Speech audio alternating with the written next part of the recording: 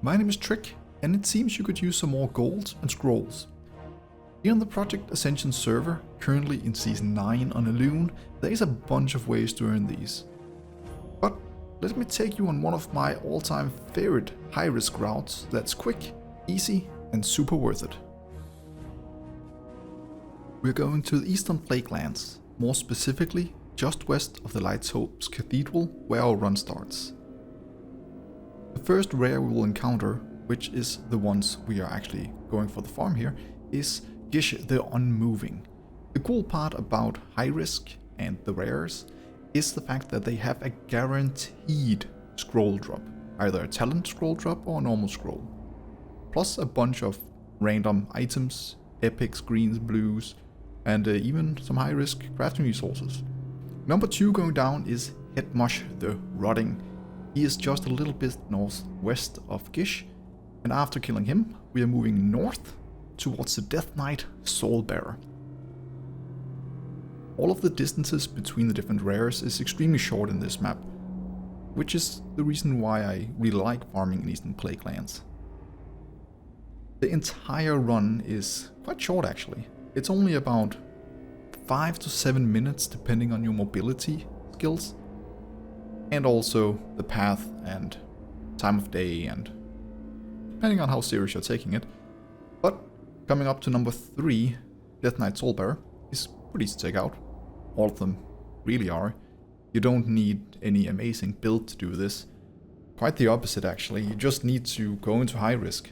I'm not even wearing any Bloodforged gear, because there is a risk of losing some gold and the items you're looting, but even if you get ganked and lose all the items you just looted, well, you waited like 5 minutes tops. And if you have your gear fells transmutated, it might cost upwards to 50-70 gold, but basically that's nothing here. You will earn way more just completing one run, enough to at least die 4 or 5 times. But after the Death Knight Soulbearer, we're coming north to the Warlord Trash Bin and his ugly brother Soulbrin Weird Branch or something. They are just northwest of the Death Knight, and they're in the troll area. It's a pretty easy area to get to as the others, but you should be careful that there's no world group raid going towards the world boss up there. So keep a tabs on the general chat and make sure there's not a train of people just coming to chew you down. So after killing those 2, we are off to the next one, the 5th out of 8 or 9 rares, depending on your route. And the next one is the Ranger Lord Hawk Subir, which is in his little summer cabin up there in the hill. It's a nice place, I guess. It's kind of an annoying place to get to. I am usually choosing this route because I got the Demonic Leap. With that, you can bypass the annoying route up, because the mobs up here have a tendency to just knock you off your mount, slow you, daze you. Honestly, they suck. And it might actually be worth to skip this rare if you do not have that leap. He's just too annoying to get to, and it's a kind of a roundabout way. But with the leap and everything, it's quite easy. And then you also have a vantage point to jump easily to the next one. But in total there's like 9 rares. And you can get upwards to approximately 10 scrolls. I've had all the way up to 12. Because you do kill these normal mobs along the way as well, that drops various things. And they do also have a chance to drop scrolls. The chance is not great, but it does happen. So whether it's there, or with the trolls, or later on with some spiders, you definitely have a good chance of getting some additional scrolls. More than the guaranteed from the rares.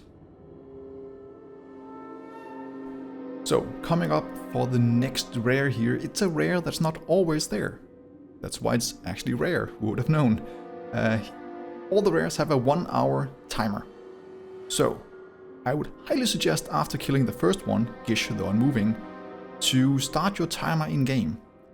Because then you know exactly 1 hour later he will respawn and you can do this again. So normally the Baron Bloodbane is right here. He's not, because I killed him like an hour earlier and he has well, in between an hour and 2 hours. I don't know how long the respawn timer is, but it's around there. So we're heading off to the next one instead, the second last on the route, which is Lord Darkscythe.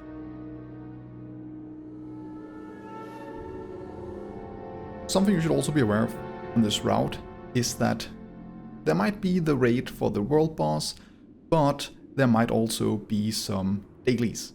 So before you go on this route, maybe check out the call board and make sure that there's no dailies in high risk in this area. Because if you do as I'm doing and just running in PvE gear, you're gonna get stomped if someone finds you. Also, I never really play PvP, so I would probably just panic and die. So check that out. Check out the world boss thing, and you should actually be quite fine. There's usually no one in this zone, and at the point of recording this video, in the middle of February, there is also no nodes spawning in this zone. If you're not at Light's Hope Cathedral or at OWTL world boss, there's just no node spawning. It's kind of broken. But at least we got the mobs back.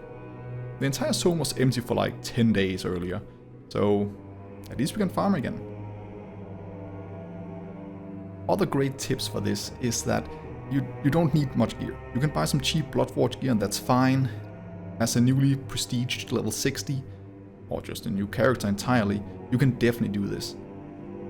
Normally, all the mobs and world rares have some extra buffs and health. It doesn't really apply too much to these, they die really easily. I have an item level of 73-ish, so they die instantly, but even if they weren't, the route would maximum take 10 minutes. The cool part about this, you get a lot of scrolls and you get a lot of gold. In total, you can definitely get between 50 and 100 and 150 gold just from selling greens and blues and epics, and that's without putting them in the auction house.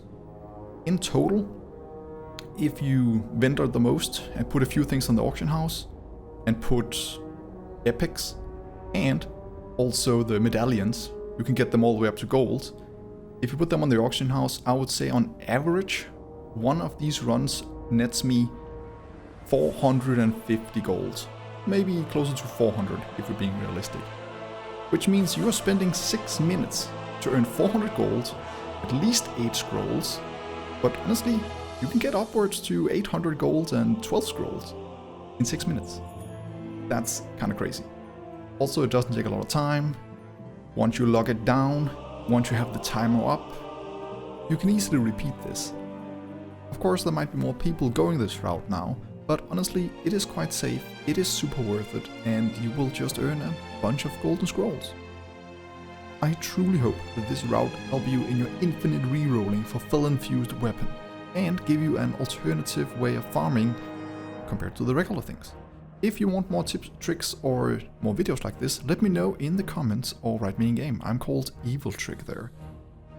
And if I run into you on the route, give me a wave, give me a whisper, and happy hunting. Trick out.